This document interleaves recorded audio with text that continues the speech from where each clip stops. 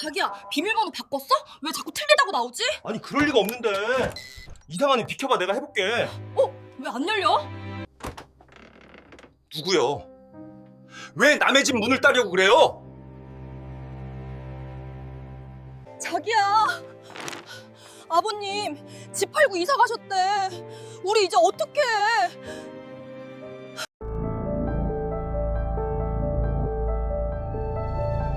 도대체 이 가족에게 무슨 일이 있었던 걸까요? 이 통쾌한 복수극의 시작은 정확히 한 달 전으로 거슬러 올라갑니다. 여기 72살의 노인 김만석 씨가 있습니다. 서울 연남동의 붉은 벽돌집. 그는 평생 나무를 만지며 살아온 목수 명장입니다. 1mm의 오차도 허용하지 않는 깐깐한 성격, 그리고 가족을 위해 헌신해 온 가장. 그에게 이 집은 단순한 건물이 아니라 그의 인생 그 자체입니다. 하지만 최근 이 견고했던 만석 씨의 세계에 조금씩 균열이 가기 시작했습니다. 어느 평범한 저녁 식사 자리입니다. 아들 내외와 손주, 그리고 만석 씨가 둘러앉았습니다. 겉보기엔 더없이 화목해 보이는 3대 가족의 저녁상. 그런데 만석 씨의 표정이 일그러집니다. 아가, 국이 너무 짜구나. 소금을 쏟았니? 만석 씨는 숟가락을 내려놓습니다.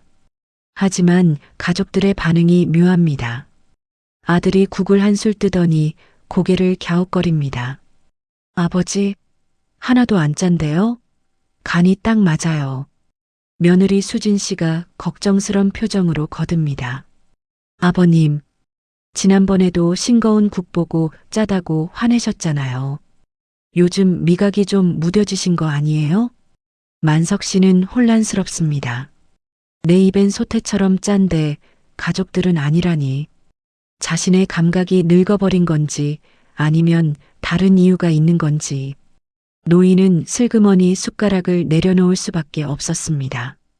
며칠 뒤 더 기가 막힌 일이 벌어집니다. 만석 씨가 외출을 하려는데 지갑이 보이질 않습니다. 분명 바지 주머니에 넣어뒀던 지갑이 감쪽같이 사라진 겁니다. 온 집안을 뒤지며 식은땀을 흘리던 그때 며느리가 부엌에서 소리칩니다. 아버님, 지갑을 왜 냉장고에 넣어두셨어요? 차가운 냉장고 야채 칸에서 나온 낡은 가죽 지갑. 만석 씨는 머리를 한 대 얻어맞은 듯 멍해집니다. 자신이 지갑을 냉장고에 넣은 기억이 전혀 없기 때문입니다. 하지만 며느리는 한숨을 쉬며 쐐기를 박습니다. 아버님, 요즘 리모컨도 신발장에 두시더니 정말 걱정이에요. 이때부터 만석 씨의 머릿속에는 무서운 단어 하나가 피어오르기 시작합니다. 치매. 평생을 정확하게 살아온 그에게 치매라는 공포는 죽음보다 더 깊게 파고들었습니다. 딩동. 그날 오후 사돈인 최 여사가 방문했습니다. 만석 씨는 서재에 들어가 있었지만 거실에서 들려오는 날카로운 목소리는 피할 수 없었습니다. 예, 수진아. 너 시아버지 치매 초기 아니니? 엄마, 나도 무서워 죽겠어. 지갑을 냉장고에 넣으셨다니까? 여기까진 걱정이라 칩시다. 하지만 이어진 대화는 만석 씨의 가슴을 서늘하게 만들었습니다. 이 집 명의는 아직 시아버지 거라며? 정신 온전하실 때 정리해야지. 나중에 치매 확진 받으면 골치 아파진다 너. 요양원 자리도 미리 알아봐야 하고. 서재 문 뒤에서 듣고 있던 만석 씨의 손이 부들부들 떨립니다. 치매 걱정 뒤에 숨겨진 진짜 목적은 결국 집이었던 걸까요? 하지만 만석 씨는 여전히 스스로를 의심합니다. 정말 내가 미쳐가는 거라면 가족들에게 짐이 되지 않게 정리하는 게 맞는 건 아닐까 하고요. 퇴근한 아들 진우 씨마저 아버지의 눈을 피하며 말합니다. 아버지, 혹시 모르니까 내일 병원에 한번 가보세요. 수진이가 예약해뒀대요. 믿었던 아들마저 등을 돌린 것 같은 그날 밤. 만석 씨는 잠을 이루지 못하고 거실로 나오려 했습니다. 그때 어둠 속에서 며느리의 통화 소리가 들려왔습니다. 엄마. 오빠한테 얘기했어. 내일 병원 모시고 갈 거야. 걱정 마. 내가 짠 시나리오대로만 하면 돼. 시나리오. 며느리의 입에서 나온 그 단어 하나가 모든 것을 뒤집어 놓았습니다.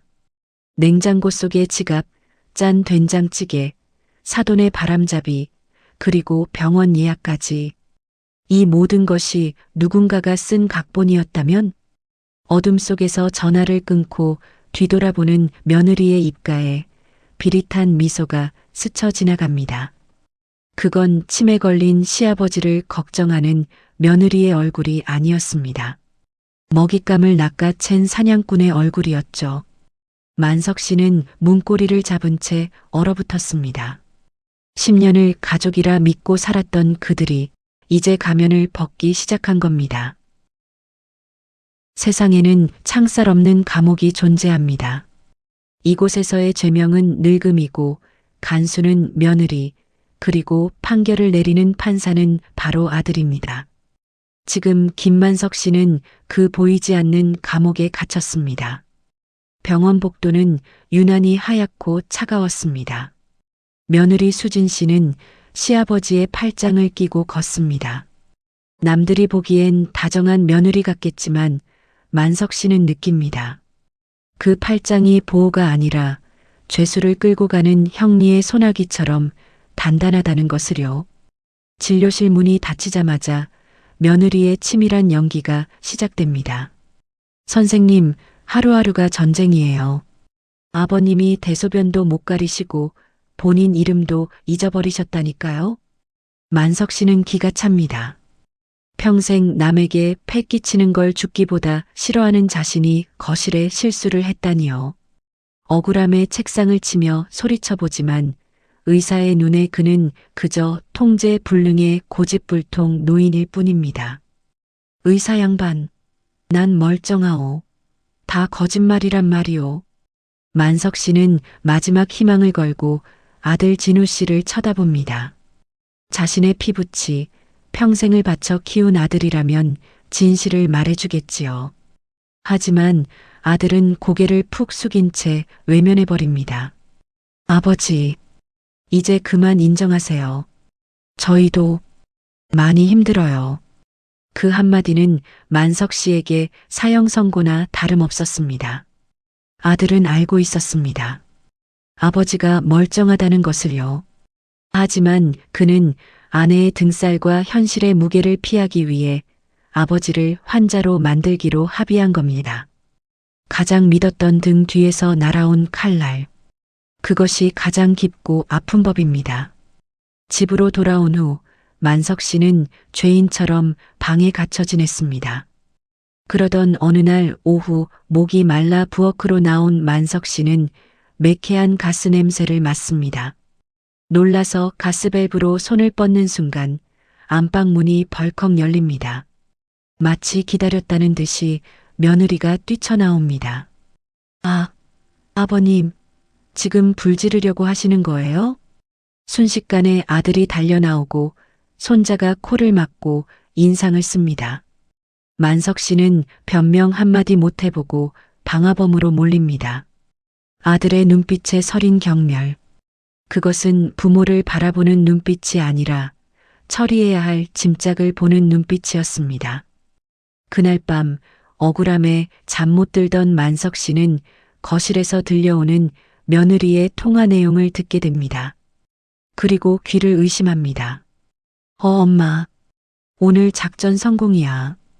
가스밸브 살짝 열어놨더니 아버님이 딱 걸려든 거 있지? 실수가 아니었습니다. 함정이었습니다. 멀쩡한 시아버지를 위험한 치매 환자로 만들기 위해 며느리가 직접 가스밸브를 열어둔 겁니다. 이어지는 말은 더 충격적입니다. 요양원은 제일 싼 데로 알아봐줘. 어차피 정신도 없으신데 뭐. 그래, 이 집 팔면 50억이잖아. 그거면 엄마 노후도 지훈이 유학도 다 해결돼. 50억? 결국 그것 때문이었습니다. 가족이라는 이름으로 포장된 그들의 욕망은 만석 씨의 30년 된 보금자리를 돈다발로만 보고 있었던 겁니다. 다음 날 아침 만석 씨는 마지막 지푸라기라도 잡는 심정으로 출근하는 아들을 붙잡습니다. 설마 내 아들도 다 알고 있었던 건 아니겠지. 며느리에게 속은 거겠지. 진우야, 내 처가 일부러 가스밸브를 열었어. 집 팔아서 돈 나누려고 꾸민 짓이야. 아버지는 절규했습니다. 하지만 돌아온 아들의 대답은 만석 씨의 가슴을 산산조각 냈습니다. 아버지, 설사 그게 사실이라도요. 결과는 같아요. 저희는 아버지가 그냥 요양원 가셨으면 해요. 그게 우리 가족 모두가 사는 길이에요. 아버지가 희생해서 사라져주는 것. 그것이 아들이 말하는 가족의 행복이었습니다. 아들은 도망치듯 현관문을 나섭니다. 탁 하고 닫히는 문소리는 부자의 연이 끊어지는 소리였습니다. 홀로 남겨진 거실. 만석 씨는 멍하니 식어빠진 밥상을 바라봅니다. 그리고 깨닫습니다. 이 집에 더 이상 내 편은 없다는 것을, 내가 죽은 사람 취급을 당하고 있다는 것을. 노인의 눈빛이 달라집니다. 슬픔은 말라버렸고 그 자리엔 차가운 분노가 들어찼습니다. 가족이라는 껍데기를 쓰고 등 뒤에 칼을 꽂은 대가. 만석 씨는 그 대가를 아주 혹독하게 치르게 해줄 생각입니다. 그는 떨리는 손으로 전화기를 듭니다. 그리고 아주 오랫동안 잊고 지냈던 제자, 부동산 중개업자 태수에게 전화를 겁니다. 태수냐? 나다. 이 집 팔아야겠다. 아주 급하게. 폭풍은 고요함 뒤에 찾아온다고 하죠. 하지만 이 집의 폭풍은 그 반대입니다. 시끄러운 가족들이 떠나고 나니 비로소 진짜 폭풍이 시작되었습니다. 가족들은 괌으로 4박 5일간의 여행을 떠났습니다. 말이 좋아 가족여행이지 사실은 시아버지를 요양원에 보내기 전 그들끼리 즐기는 마지막 축배나 다름없었죠. 며느리 수진 씨는 환하게 웃고 있고 아들 진우 씨는 선글라스를 끼고 한껏 들떠 있었습니다. 현관을 나서며 며느리가 만석 씨의 손을 잡고 말합니다. 아버님, 푹 쉬고 계세요. 다녀와서 맛있는 거 해드릴게요. 그 가증스러운 미소. 만석 씨는 말없이 그 손을 슬그머니 뺐습니다. 그들은 몰랐을 겁니다. 자신들이 이 집을 내 집이라고 생각하며 나서는 것이 오늘이 마지막이라는 사실을 말이죠. 가족들을 태운 택시가 골목 끝으로 사라지자마자 만석 씨의 눈빛이 돌변합니다. 굽었던 허리가 펴지고 흐릿했던 눈동자에 생기가 돕니다. 그는 주저없이 휴대폰을 꺼내듭니다. 상대는 아들이 아닙니다. 부동산 제자 태수입니다. 태수냐? 조건은 하나다. 현금 박치기. 오늘 안에 잔금까지 치를 사람을 찾아라. 시세보다 2억이나 낮춘 파격적인 조건. 태수는 놀라서 되묻지만 만석 씨에게 중요한 건 돈이 아니었습니다. 시간이었습니다. 놈들이 돌아오기 전 자신의 흔적을 이 집에서 완벽하게 지울 시간 말입니다. 전화를 끄는 노인은 짐 정리를 시작합니다. 40년을 살아온 집인데 챙길 짐은 이민 가방 2개면 충분했습니다. 그는 벽에 걸린 아들의 대학 졸업 사진을 떼어냈습니다. 한때는 세상 무엇보다 자랑스러웠던 아들의 미소. 하지만 만석 씨는 망설임 없이 액자를 쓰레기 봉투에 던져 넣습니다. 부질없다. 다 부질없어. 추억도 사람이 있어야 추억이지. 배신 앞에서는 그저 쓰레기일 뿐입니다. 그렇게 노인은 40년 세월을 고물상 트럭에 실어보냈습니다. 오후 늦게 옆집 김 여사가 방문했습니다. 만석 씨에게 자초지종을 들은 그녀는 펄쩍 뛰며 분노합니다. 그리고 기꺼이 증인이 되어주기로 합니다. 며느리가 동네방네 퍼뜨린 헛소문들, 그리고 만석 씨의 정신이 멀쩡하다는 사실까지.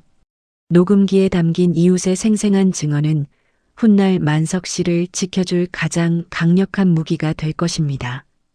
해질녘 집은 완전히 비워졌습니다. 가구 하나 없는 텅 빈 거실. 만석 씨는 매매 계약서에 도장을 찍고 통장에 입금된 잔금을 확인합니다. 숫자 0이 가득 찍힌 통장. 평생 만져보지 못한 거액이지만 가족을 잃은 노인에게는 그저 차가운 종이 조각처럼 느껴질 뿐입니다. 부동산을 나서며 태수가 묻습니다. 선생님, 이제 어디로 가세요? 만석 씨는 씁쓸하게 웃으며 답합니다. 자식한테 기대는 부모는 짐밖에 안 되더라.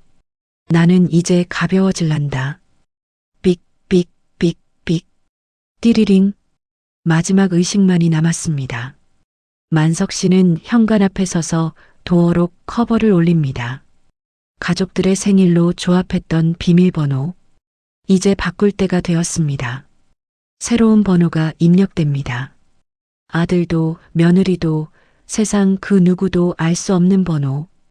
띠리링 하는 경쾌한 설정 완료음은 마치 만석 씨의 새로운 인생을 알리는 종소리 같았습니다. 하늘을 보니 괌으로 향하는 비행기 한 대가 날아갑니다.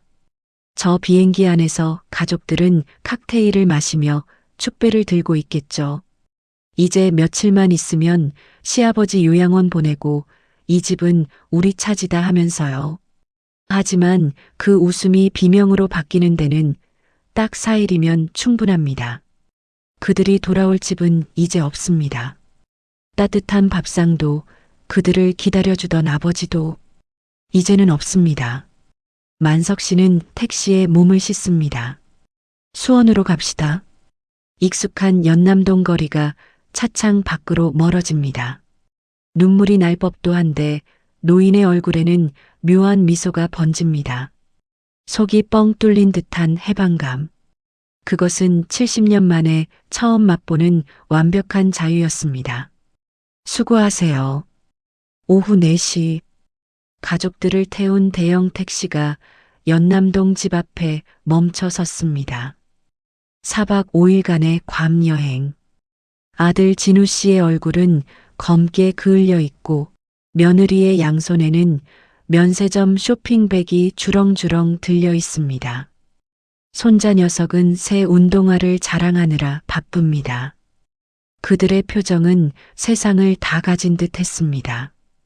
이제 집에 들어가 짐을 풀고 시아버지를 요양원에 보낼 작당만 마무리하면 그들의 시나리오는 완벽했을 테니까요. 며느리가 콧노래를 흥얼거리며 대문 계단을 오릅니다. 삑, 삑, 삑, 삑. 띠리릭. 경쾌한 에러 소리가 골목을 울립니다. 며느리는 고개를 갸웃합니다. 내가 번호를 잘못 눌렀나? 다시 누릅니다. 생년월일 8자리. 하지만 결과는 똑같습니다.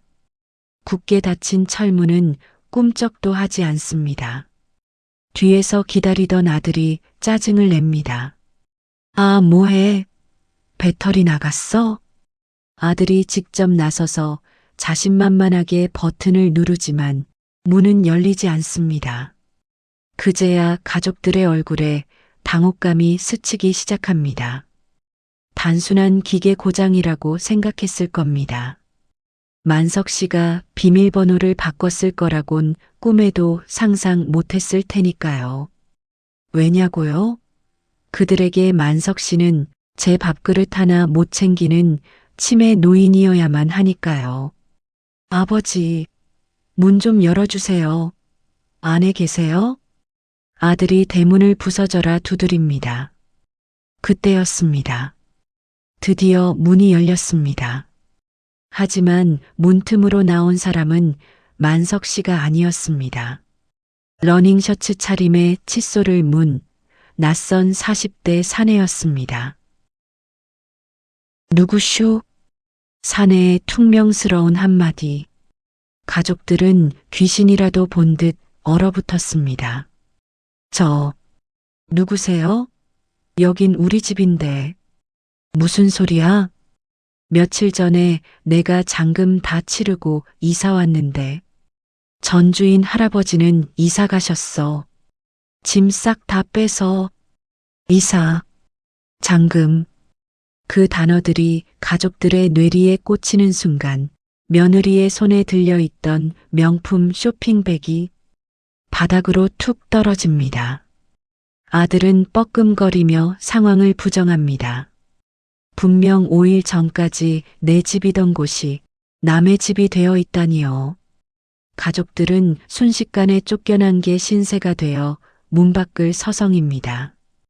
골목을 지나던 이웃들이 혀를 차며 지나갑니다. 쯧쯧, 천벌을 받은 게지. 아들은 그제야 사태의 심각성을 깨닫고 황급히 아버지에게 전화를 겁니다. 그 시각 만석 씨는 어디에 있었을까요? 그는 수원에 있는 새 집에서 막 끓인 김치찌개를 맛보고 있었습니다. 평생 눈치 보며 먹던 밥이 아니라 온전히 본인 입맛에 맞춘 짭짤한 찌개 말입니다. 진우냐? 만석 씨의 목소리는 건조하다 못해 평온합니다. 아버지, 지금 어디세요? 집이 넘어갔어요. 아들의 비명에 만석 씨는 숟가락을 내려놓고 천천히 입을 엽니다. 우리 집? 틀렸다. 그건 내 집이었다. 그리고 집이 넘어간 게 아니다. 내가 팔았다. 정적? 숨소리조차 들리지 않는 정적. 아들은 믿을 수 없다는 듯 되묻습니다. 팔다니요? 치매시잖아요. 정신도 없으신 분이 어떻게. 그 말에 만석 씨는 웃음을 터뜨립니다. 벼랑 끝에 몰린 순간까지도 녀석은 아비를 환자 취급하고 있었기 때문입니다. 진우야, 잘 들어라. 이 애비는 정신이 아주 멀쩡하다. 도어록 비밀번호도, 인감도장 위치도, 부동산 시세도, 그리고 너희가 나를 요양원에 쳐넣으려던 계획도 아주 생생하게 기억하고 있다. 전화기 너머에서 며느리의 헉하는 비명소리가 들려옵니다. 만석 씨는 쐐기를 박습니다. 너희가 괌에서 희희낙낙 돈을 쓰고 있을 때 나는 집을 정리했다. 내 놈들이 그렇게 탐내던 50억, 이제 내 수중에 있다. 하지만 단돈 10원도 너희에게 갈 일은 없을 거다. 아버지, 잘못했어요. 오해해요. 아들이 울먹이며 매달리지만 이미 늦었습니다. 내 짐은 다 챙겨 나왔다. 너희 짐은 고물상에 넘겼으니 거기 가서 찾아보든지 해라. 그리고 다시는 전화하지 마라. 내 아들은 5일 전에 죽었다. 뚝. 전화를 끊고 난 만석 씨는 다시 찌개를 뜹니다. 속이 뻥 뚫린다는 게 이런 기분일까요? 밥맛이 꿀맛입니다. 해는 지고 갈 곳 없는 가족들은 결국 근처 허름한 모텔로 들어갑니다. 괌의 5성급 호텔과는 천지 차이인 냄새나는 방. 그곳에서 그들은 서로를 탓하며 싸우기 시작합니다. 내가 가스밸브 열었잖아. 당신이 능력 없어서 시아버지 돈 좀 미리 받자고 한 거잖아. 돈이라는 접착제가 떨어지니 가족이라는 모래성은 순식간에 무너져 내립니다. 그들은 그날 밤 서로를 원망하며 잠들지 못했습니다. 하지만 그건 시작에 불과합니다. 내일부터 닥쳐올 현실은 더 가혹할 테니까요. 만석 씨는 베란다로 나가 밤바람을 쐬고 있습니다. 40년 만에 처음으로 두 다리 뻗고 잘 수 있을 것 같습니다. 누구의 눈치도 보지 않고 언제 쫓겨날지 불안해하지 않으면서요. 계절이 4번 바뀌었습니다. 경기도 가평, 북한강이 내려다 보이는 고급 실버타운. 이곳이 만석 씨의 새로운 왕국입니다. 집한 돈 50억의 행방이 궁금하신가요? 그는 그중 30억을 독거노인 자립재단에 기부했습니다. 아깝지 않냐고요? 어차피 갈 때 빈손인데 움켜쥐고 있어봐야 자식들 싸움만 붙인다는 걸 깨달았기 때문이죠. 남은 돈으로 그는 이곳에서 신선 노름을 즐기고 있습니다. 목공 교실에서는 김명장님으로 존경받고 곁에는 늘 우아한 베로니카 여사님이 함께합니다. 죽은 나무에 새 생명을 불어넣듯 그의 연애 세포도 다시 살아난 겁니다. 반면 카메라를 서울의 어느 허름한 단칸방으로 돌려보겠습니다. 그곳은 지금 지옥도나 다름없습니다. 바로 아들 진우 씨 내외의 집입니다. 효자라는 가면이 벗겨진 아들은 회사에서 쫓겨났습니다. 지금은 대리운전을 하며 하루 벌어 하루를 연명하고 있죠. 며느리는요? 이혼 소송 중입니다. 서로 내 탓이라며 멱살 잡고 싸우는 게 그들의 일상이 되었습니다. 그런데 참 하늘의 심판은 오차없이 정확합니다. 멀쩡한 사돈을 치매 환자로 몰아가던 최 여사, 기억하시죠? 그녀가 진짜 치매에 걸렸습니다. 그것도 아주 고약한 폭력성 치매로 말이죠. 요양원 보낼 계획을 세우던 사람이 결국 본인이 요양원 갈 처지가 된 겁니다. 인과응보, 사필귀정. 옛말 틀린 거 하나 없습니다. 어느 화창한 오후 실버타운 로비에 낡은 점퍼를 입은 사내 하나가 나타납니다. 1년 만에 나타난 아들, 진우 씨였습니다. 하지만 만석 씨의 마음은 호수처럼 잔잔합니다. 미움도 연민도 이미 말라버린 탓일까요? 아버지, 제가 잘못했습니다. 한 번만 용서해 주세요. 아들은 만석 씨 앞에 무릎을 꿇고 오열합니다. 그 눈물이 진심인지 아니면 궁핍함에서 오는 비굴함인지는 중요하지 않습니다. 만석 씨에게 그는 이미 남이니까요. 일어나라. 옷 버린다. 만석 씨는 담담하게 품 안에서 봉투 하나를 꺼냅니다. 아들의 눈이 번쩍 뜨입니다. 아마도 그는 끝까지 그것이 돈 봉투일 거라 기대했을 겁니다. 아직도 이 녀석은 아비를 모릅니다. 자, 받아라. 내 마지막 선물이다. 떨리는 손으로 봉투를 연 아들의 표정이 일그러집니다. 그 안에는 수표 대신 종이 서류 2장이 들어 있었기 때문입니다. 하나는 상속 포기 각서, 그리고 다른 하나는 효사랑 요양원 입소 신청서. 맞습니다. 1년 전 며느리가 만석 씨를 보내려고 알아봤던 그 시설 나쁜 저가 요양원 서류입니다. 내 장모님 상태가 많이 안 좋다지? 거기로 모셔라. 입소 비용 1년치는 내가 냈다. 아들은 입을 벌린 채 말을 잇지 못합니다. 아버지, 그래도 장모님을 그런 곳에. 너무해. 멀쩡한 아버지를 거기 보내려던 건 괜찮고 아픈 장모 보내는 건 너무하냐? 서리빨 같은 호통에 아들은 고개를 떨굽니다. 만석 씨는 멍하니 있는 아들의 어깨를 툭툭 털어주며 마지막 가르침을 남깁니다. 진우야, 효도는 셀프다. 그리고 내 인생도 셀프고, 이제 그만 징징대고 내 힘으로 살아라. 그게 사람이다. 만석 씨는 뒤도 돌아보지 않고 로비를 빠져나옵니다.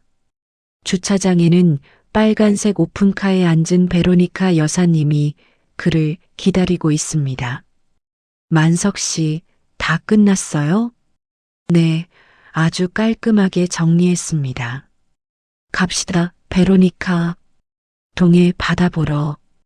빨간 스포츠카가 시원하게 뚫린 도로를 질주합니다. 바람이 만석 씨의 은발을 스치고 지나갑니다. 가슴이 벅차오릅니다. 70년 만에 처음으로 맛보는 완벽한 자유입니다.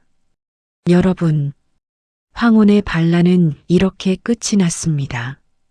어떻습니까? 가슴속 체증이 좀 내려가셨습니까? 인생 끝날 때까지 끝난 게 아닙니다. 가족 때문에, 돈 때문에, 혹은 늙었다는 이유로 기죽어 계십니까? 그러지 마십시오. 당신은 누구의 부모이기 이전에 소중한 당신 자신입니다. 참지 말고 즐기십시오. 내 인생의 주인공은 바로 나니까요. 김만석 씨는 이제 진짜 자신의 인생을 살러 떠났습니다. 부디 여러분도 여러분만의 통쾌한 반란을 시작하시길 바랍니다. 지금까지 드라마 황혼의 반란이었습니다. 고맙습니다.